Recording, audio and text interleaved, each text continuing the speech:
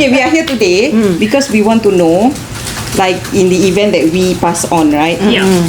We want to have for our children to have very little work in terms of inheritance lah. They just have to go find Shehzhadee Law and then you will settle everything for them. Some people like us living in HDB, we have a business.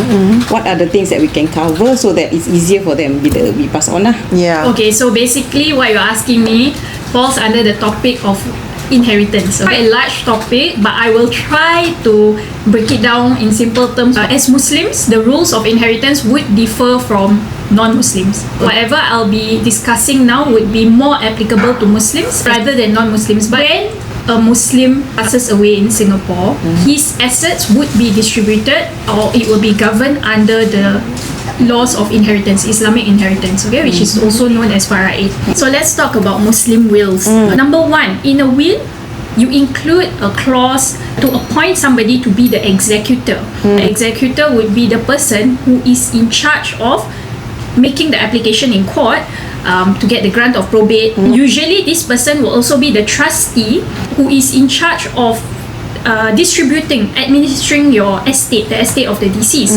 In deciding who to appoint as executor, you need to make sure that person is able and willing. How many you want to appoint? But my suggestion is usually 2 lah.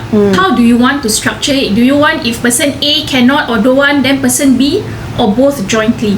We can do that. You can. The next one is that if you have minor children, you might want to appoint somebody to be a guardian of your children. Okay. Generally, people, they take it that, okay, if I have a spouse, if I pass away, my spouse will be the one taking care lah. But if single parents, single mothers, single fathers, they want to appoint somebody to make sure that, you know, there's no issue in terms of who is going to be the one taking care of the child.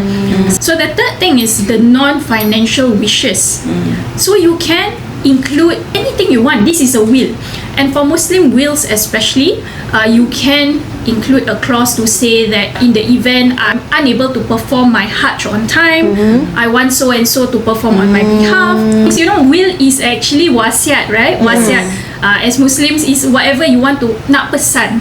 People say, oh, I want to tell my children don't fight among themselves when it comes to money. I want to try to ensure you perform your prayers on time. For example, a person just hijrah, okay, then just say if I pass away and I don't manage to remove certain photographs of myself wearing hijab, example, please help to remove for me so and so to remove for me. What if we don't think of that lah during that point of time? Will you like propose? macam we do propose terms. That's why for us, whenever clients want to make a will, we will talk to the client individually and I will find out what's the background of the client itself, because I think will is very personal. It's not just copy paste. You need to know the needs of each and every client. So for example, the client tells me that actually I'm residing overseas, so I will ask them, okay, so in the event you pass away, where do you want your burial to be? Where do you want your funeral to be? If a client comes to me and say that I run my own small business as a sole proprietor, the business will actually die with you. Okay. Under the law, if you run a business and you register it as a sole proprietorship, it means that in the eyes of the law, you and the business are the same. The law does not distinguish. What does this mean? Your house, your assets belong to the business. The business assets belong to you. Okay. Those business assets can also be distributed to my beneficiaries. Let's say my business owes certain debts to say suppliers as of the time of my death, right? That means that is actually, it comprises my personal debt as well. And if my executor has to distribute my assets, they also have to be aware that, okay, this person is running a business, and therefore I would also have to look into the debts owed by this person. Let's say, for example, the kid wants to take over. So cannot keep the name of the business. Cannot. Register as a new one. You have to register a new one. Like for us, right? We are a partnership, 3 of us. So partnership also works the same as sole proprietor. Let's say one of us died. Does it go to the other 2 or it disappears? Because for general partnership, if one partner passes, the partnership is dissolved. Wow. even though the 2 is still surviving. 2 ke 3 ke apa. Tak kisah. Yes, correct. So what should we do to protect? So you become a limited liability partnership lah. Whether or not it's a general partnership or a limited liability partnership or anything, there should always be agreements between the partners in the company. So you set out your specific rights and obligations. Now, in terms of the financial wishes, I think it's easier if I illustrate by example. I am a mother and I have no spouse. I have one son and one daughter.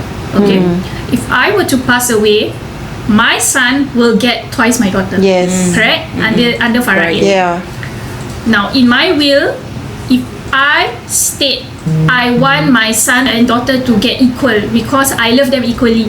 So usually what I would do is that I would say it is my preference if all my Faraid beneficiaries consent that it be distributed equally, only if you agree. Okay, but I cannot insist on it because under the rules of Faraid, the son has twice the daughter, right? There's nothing wrong in indicating it is my hope, it is my preference if everybody agrees, right? There are mechanisms to exclude assets from being distributed under Faraid in Singapore. Okay, different countries different, so things like CPF, joint tenancy, it applies in Singapore lah. I don't believe that it applies across all countries, right?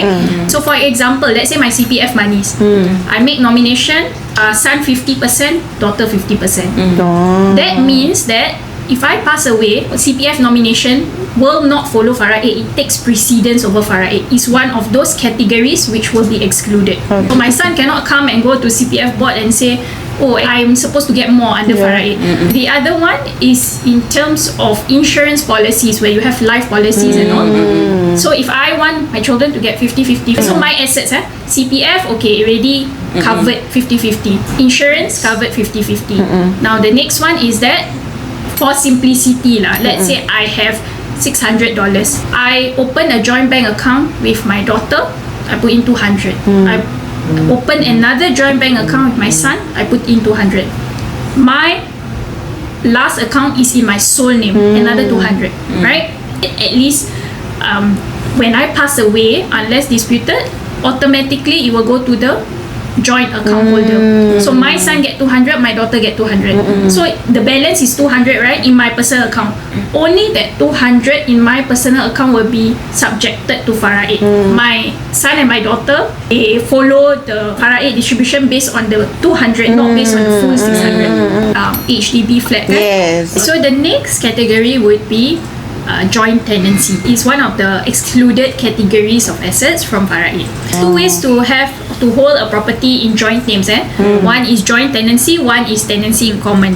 You need to know the difference. So what's the difference? Joint tenancy, if I hold an HDB flat in joint tenancy with my husband, if I pass away, 100% goes to my husband. My children, my parents won't get any share, any Faraid beneficiaries because it will go to my husband, right? But if, for example, I hold tenancy in common, if let's say I hold it 50-50 with my husband, if I pass away, my husband retains his 50% plus whatever he inherits of my 50%, which means the net value, he will not get full 100% because let's say I have other beneficiaries, my children, my parents, right? He will keep his 50 plus whatever of The my balance. 50. So now it's our turn to do a consultation with her. Yeah. That one we won't show on screen. Yeah. Okay, thank you for your time. Bye-bye. I hope this was helpful.